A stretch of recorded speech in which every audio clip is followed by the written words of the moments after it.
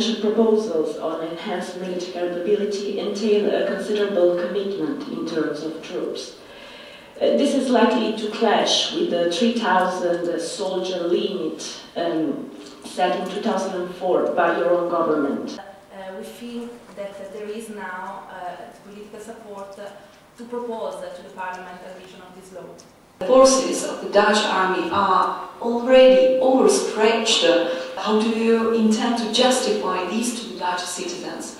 We would only intervene and send our forces abroad when there is a wide international consensus.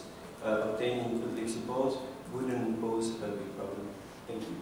The Polish army is very old-fashioned, not well-equipped, and in general, let's say, according to your opposition, not even worth investing more money. Within the Polish armed forces, there is an evident need for modernization and upgrading. We wish to strengthen the EU's role on the international scene. How does your government plan to do this, since you're now very keen on financing any of the proposals, and more specifically due to Italy's economic situation? Our finance minister believes that due to current growth of the GDP, we will be able to commit ourselves and to achieve some success in the dimension. An Europe of freedom, prosperity and solidarity. Europe needs to be strong to convince its citizens. Thank you, Madam Chair. We have a recess.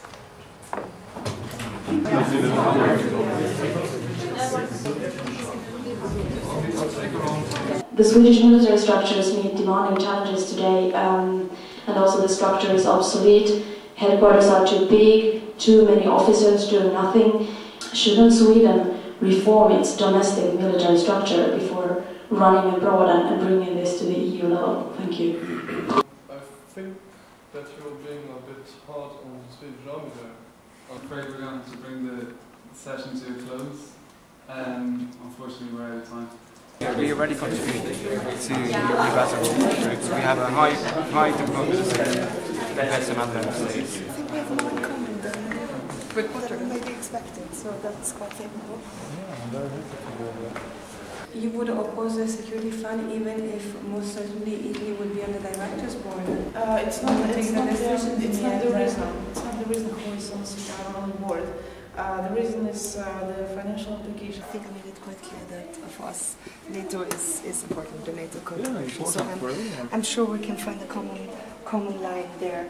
The force is not our main priority, so it's better for us to connect. So maybe we can find an agreement otherwise. Anyway, I'm very happy that we have more issues in common there.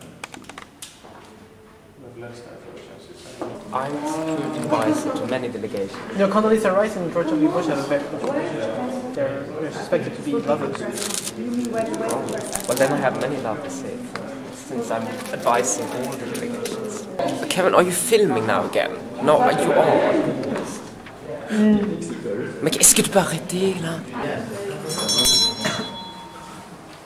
I hope it will be a very profitable meeting, that we will reach conclusions that will be in the interest of the European Union. France recognizes the importance of giving momentum to the establishment of a common European defence. It is not in my remit to discuss the EU security fund. I think to discuss the security fund, this is the appropriate forum. Germany is very much in favor of security fund. Poland is generally in favor of this initiative, and Spain is rather reluctant. We are the ones who decide about the budget. We are spending more than any other countries on the defense. How feasible is this level of spending for you?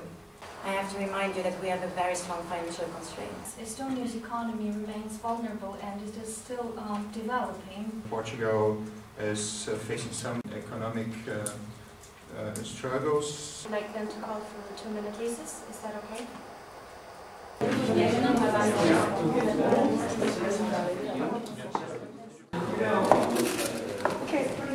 He's filming again. Man. Any remarks? My spending is so much higher, which is Greece, and for example, Spain is just 1.18. But the linking to the security fund is just It just can't be done. I don't see the necessity of giving more money. This is an urgent step for the credibility of this project to succeed.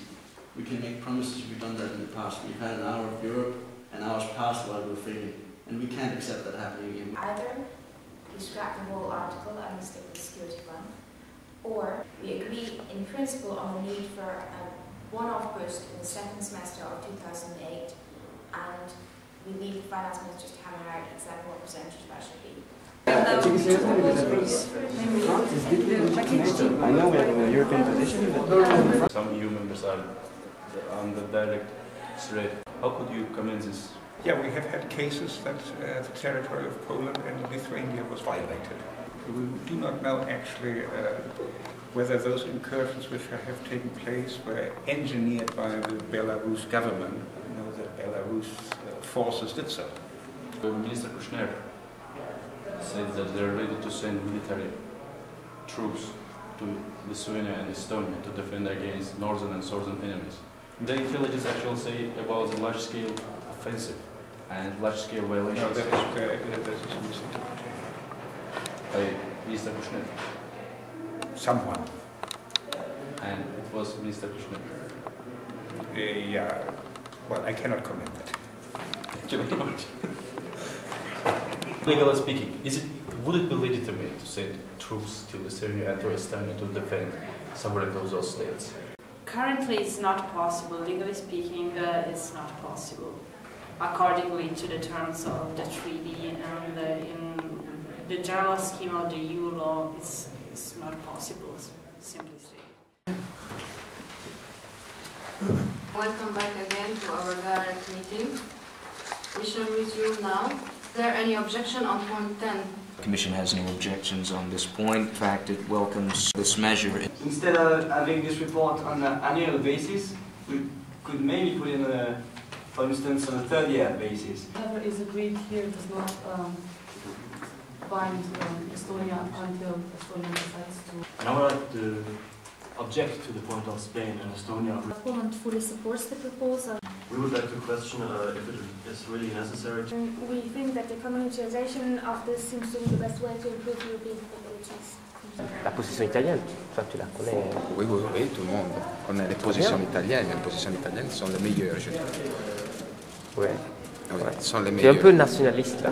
Ah, un petit peu. En italien on dit moglie buoi dei paesi tuoi, donc tu dois choisir tes meufs et tes vaches de ton pays. So, your wife and your business in your country.